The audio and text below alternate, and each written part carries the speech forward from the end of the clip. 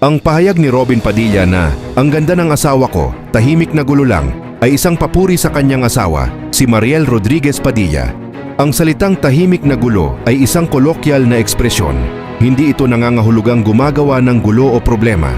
Sa halip, ibig sabihin nito ay isang taong hindi maingay o palaaway, pero natural na nakakaagaw ng pansin dahil sa kanyang kagandahan, dating o presensya. Sa madaling salita, kahit tahimik lang siya, marami pa ring napapatingin o napapahanga sa kanya. Naging viral ang pahayag dahil marami ang natuwa sa paraan ng pagpapahayag ni Robin ng kanyang pagmamahal at paghanga sa asawa. May mga netizen na kinilig at nagsabing sweet ang kanyang komento, habang ang iba naman ay ginawang meme o pinag-usapan ito sa social media. Ang interpretasyon ng mga tao ay maaaring mag-iba depende sa konteksto, ngunit ang mismong pahayag ay karaniwang itinuturing na biro at papuri.